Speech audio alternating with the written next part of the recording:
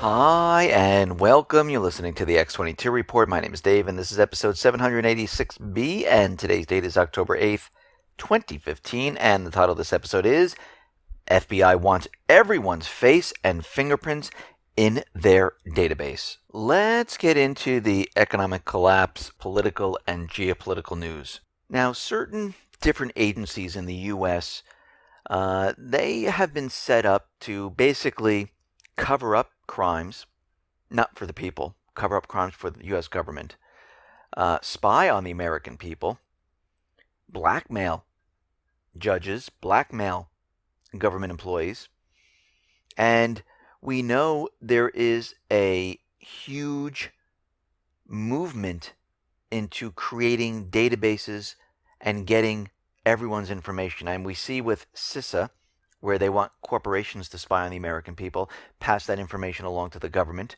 and they will keep it safe to stop cyber attacks, which we know is completely fake, phony, and false. We know that DHS is also working on systems like the Real ID that will take your fingerprints, your iris scan, your other information, and all that will be uploaded to a database. The FBI, they want, and this is what they believe they should have, and this is what they're envisioning for the future, that all agents will be able to use a small handheld device to collect fingerprints and photographs in the field and add them to massive biometric databases. In the future, they're also thinking that these devices will be able to get facial recognition information, and that will also be sent up to a central database system. So right now, the FBI is soliciting bids for the development of the software that would enable agents to collect all of this information. And it doesn't matter if you're involved in a crime or not. Your biometric information will be sent up and merged with the criminal database, which we mentioned once before. The Electronic Frontier Foundation points out that these plans seem to expand the FBI's RISC program, which stands for Repository for Individual of Special Concern. It allows field agents to compare the biometric information of suspects with information on their database. But this part of the federal government's fight against terrorism allows them to take everyone's information, even if they're not suspected of being a terrorist or a criminal. And the EFF points out photographs taken in the field are clearly not mugshot photos because they're taken before booking and possibly even before arrests. And they're saying that it's hard to see how this mobile tool allows officers to collect these non-mugshot photos and submit them to the database. They're saying this is completely unconstitutional and it's not okay, which I completely agree. Because now they're just going to be going around, taking all this information, merging it into this database, and wherever they see a person, they can look it up. Okay, that person's good. Oh, wait, this person's talking against the government. They have a website. Ooh, let's go question this person. But they haven't committed a crime. So you can see what they're doing at this point. And it's the same thing the Real ID from DHS is going to do. Because this will track your movements. This will keep your information. This will enable the government to set up checkpoints, and you'll have to show your ID, just like we've been seeing around the country, where they do have checkpoints that are, a couple miles out from the border. And they're asking people personal questions. And under your rights in the Constitution, you really don't have to answer, and you don't have to be detained either. But they're trying to get everyone used to this. And this is continuing. And it will continue as time goes on, because this is how they do things very, very slowly, so no one knows what's really going on. They take one little step at a time. People say, oh, it's not a big deal. They're looking for drug dealers.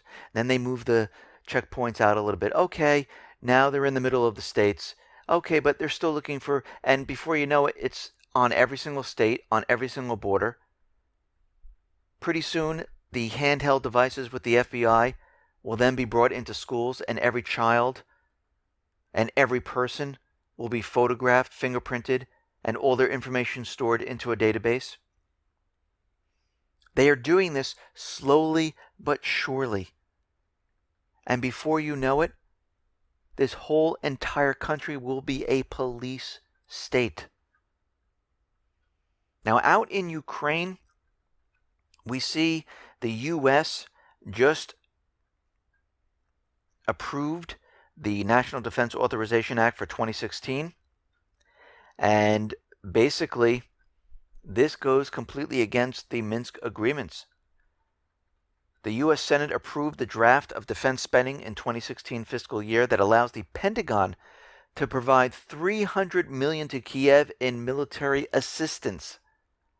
Under the bill, the Ukrainian military can receive not only intelligence data, but anti-tank weapons, mortars, grenade launchers, small arms, radar, surveillance systems, and it goes on and on and on. And if the U.S. is saying, oh, Kiev is in line with the Minsk agreement, this makes them not align with the Minsk agreement. But we know why this is happening. We understand.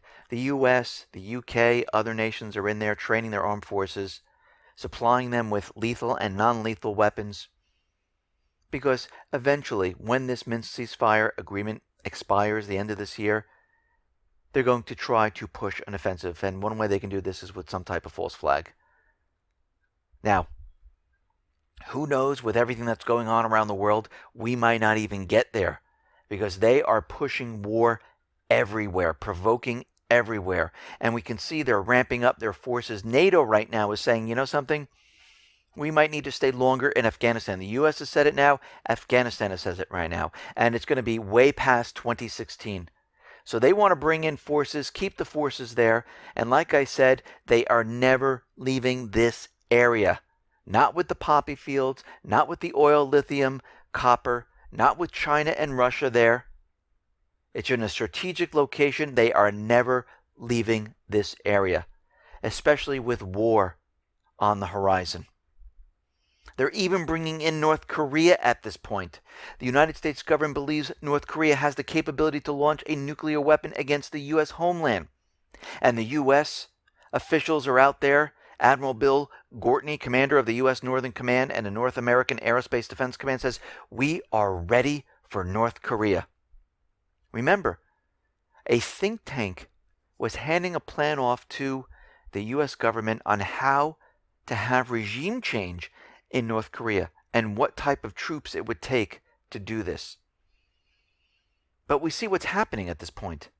They are pushing and provoking war out in the Pacific, in Eastern Europe against Russia, in the Middle East and Africa. And right now, the United States is expected to sail warships close to China's artificial islands in the South China Sea within the next 2 weeks to signal it does not recognize China's territorial claims over this area. I mean, is this not provocation? I mean, they're doing this on purpose to provoke China. Instead of saying, I mean, didn't Obama just meet with the president of China? Couldn't they talk about this? If you notice, the United States government never says, let's talk first. Let's talk about what's going on here. Instead, they fly planes, they bring in ships, and they're doing this on purpose. It's all being done on purpose to provoke the other country. They want an incident to occur. So the war is on. Remember, this economy right now is collapsing right in front of our eyes. It's happening day by day by day. This is not a coincidence. It's not a coincidence that the U.S. has brought in military assets all throughout Eastern Europe. NATO is improving their forces, bringing in more weapons, more military personnel. It's not a coincidence that Carter visited the Pacific region, set up more bases, brought in more missiles. 60% of the American fleet is in the Pacific. They want to move the base in Japan to a different location to bring in more advanced weapons. And now the U.S. is going to provoke China in their own sea, in their own area. What would be the purpose of this but to provoke them into doing something?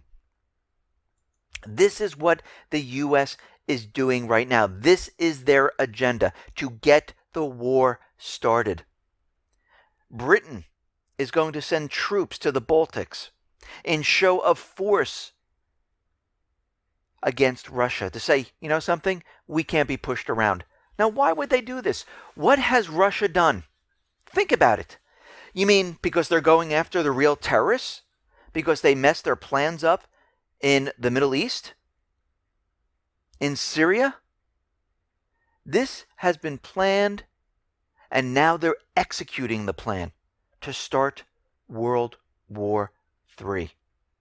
What is very interesting about everything that we've been talking about, a lot of people who are sleeping right now, they're going to one day wake up and we will be in war, and they're going to be scratching their heads saying, how did this all start? It seemed like it came out of nowhere. Well, it didn't come out of nowhere. We've been tracking, following all the movements of military assets, military personnel, following the provocation of the United States against different players, which is China, Russia, North Korea, Syria, Iran, and other countries. We've been following regime change. We've been following the economy. And when people say, wow, I can't believe China started this war. Wow, I can't believe Russia started this war. They're going to be completely wrong, because they're going to be listening to the United States government central bankers saying that out of nowhere, this country attacked us. Now, I'm sorry, right now, none of these countries have motive to attack the United States government central bankers. The United States government has motive to provoke them and to start World War III, because the dollar system is collapsing. And they know this. And they know the only way to cover up this entire collapse is to start a war, to create an event, and this is what they're doing. I mean, NATO right now, they're planning to boost its response force in Hungary and Slovakia. The alliance will also give final approval to the military concept for the NATO response force to make it bigger, faster, and more capable to meet the needs to go up against Russia. NATO is also planning a new drone spy force in 2016 to monitor the Mediterranean. They'll be able to monitor the entire area. The Alliance ground surveillance system consists of 5 Global Hawk remotely piloted aircraft and command and control base stations. NATO will operate and maintain the system on behalf of 28 allies, 5 of whom acquired the system for the alliance. The new drone system will provide NATO with transformational intelligence, surveillance, and reconnaissance assets that will benefit all allies. So you can see what they're doing. They're setting everything in place. Getting ready, getting prepared. Now, out in the Middle East, the U.S. has spent $100 billion on foreign fighters to fight terrorists. Basically, they've given $100 billion to create terrorists. And if we break it down, in Afghanistan, they spent $65 billion. In Iraq, they spent $25 billion. In Mali and Northwest Africa, $600 million. Somalia, $1 billion. Syria, $500 million. Yemen, $500 million. All in all, $92.5 billion spent. I mean, this is absolutely ridiculous on where they are spending this money. I mean, the United States is completely falling apart. The infrastructure is falling apart. People have no jobs. The system is breaking apart, and they're taking all this and giving it to foreign countries and provoking war with all of this currency. And this is what's going to happen.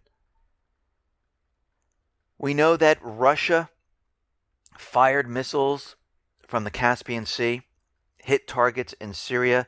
There was a video from a Iraqi Kurd militia who caught the missile flying through the air. It is on the X22Report.com site, and you can see it.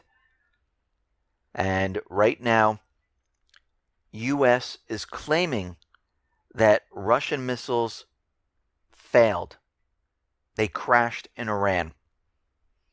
And it's all over CNN. It's all over the corporate media right now. And of course, again, they're saying that the missiles that were fired in the Caspian Sea, they hit areas in Iran. People might have died. But what's very interesting about this is nothing is coming out of Iran. We haven't seen photos. We haven't seen satellite images.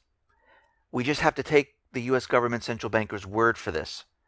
And until they show us this, and we have a report coming out of Iran, I'm going to chalk this up to more propaganda, because what they're seeing, even Russia didn't report that any of their missiles failed.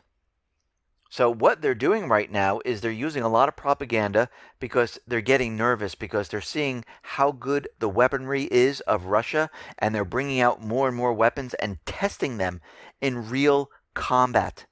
And they're working, and they're working very well. Now NATO is all up in arms, saying that they're going to be sending troops to Turkey because of Russian aggression. We're getting ready. We're going to have troops there. And remember, if an incident occurs in Turkey, because Turkey is part of NATO, the agreement is all NATO countries join in on the fight.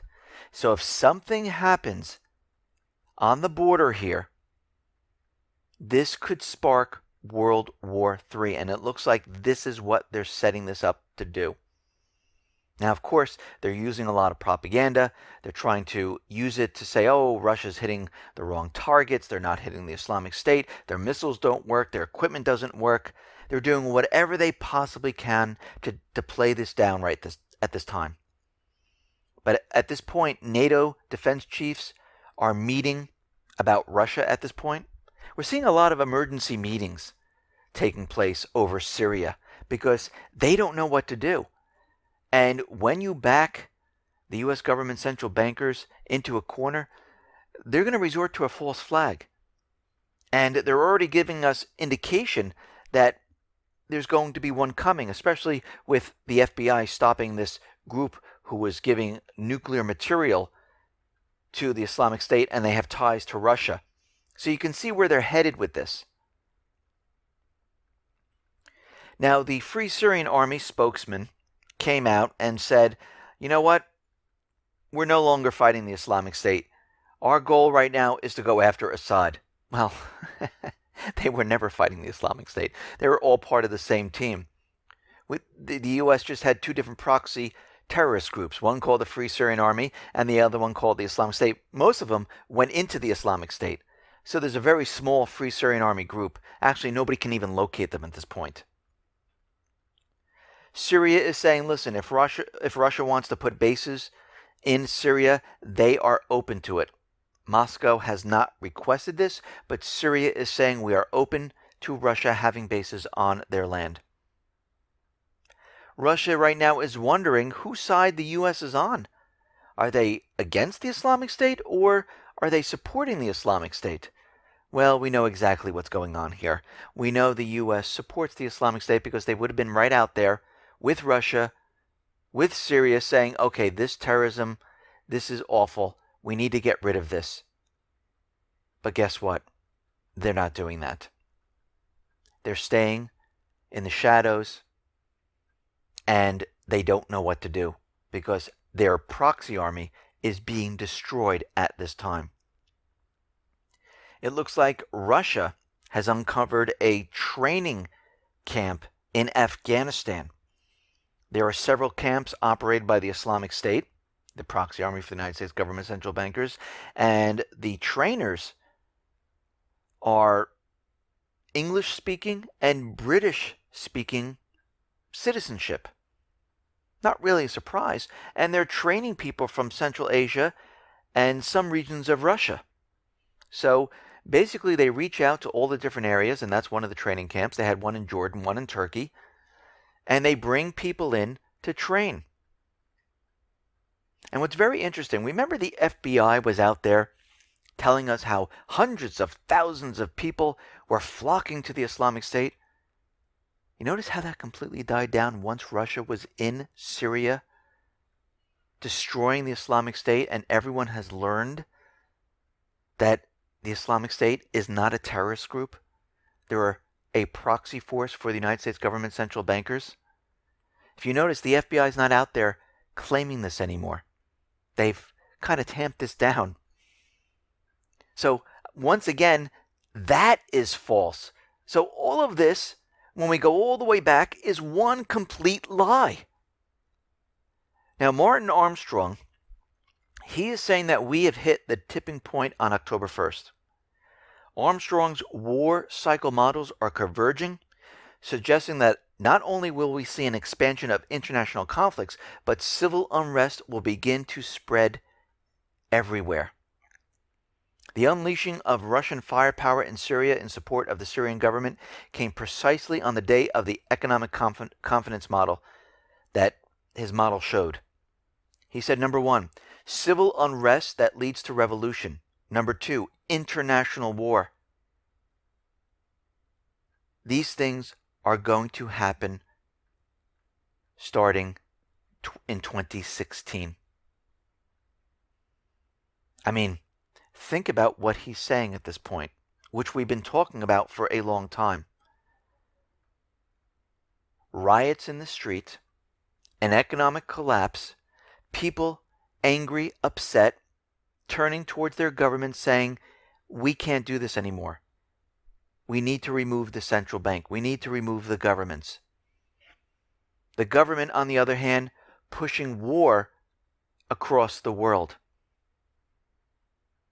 trying to divert everyone's attention to something different. And this is why we see the government preparing for what is coming. Remember, NORAD is moving back into Cheyenne Mountain, which will protect them against nuclear weapons and EMP attacks. And that's an electromagnetic pulse, which could be done by a nuclear weapon, which would explode over the Earth and cause an EMP, or the sun. And we can see at this time there are certain countries that do possess the capability of doing this. And they realize when this war gets going, and the U.S., because of their weapon systems, we're not winning the war, they will resort to nuclear weapons. I mean, we've seen the F-35. Most of our equipment is old and does not work. We've seen Russia in the Black Sea have one of their fighter jets fly by the USS Donald Cook. They knocked out all the electronics on that ship. Completely dead. It had to be towed off to port. And the U.S. has already run scenarios. The U.S., and every scenario that they played, the U.S. will not win this war against Russia and China.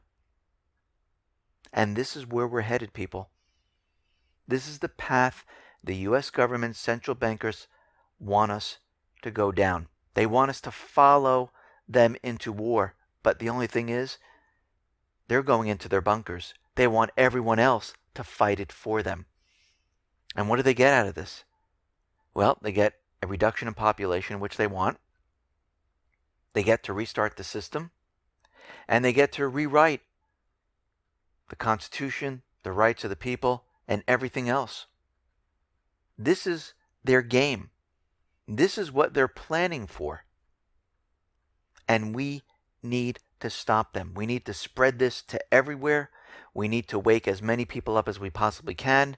We need to show by going back in time, no, the U.S., the central bankers are responsible for what is happening. Listen, everyone, thanks a lot for listening. Be well, be safe, and especially be prepared. Thanks a lot.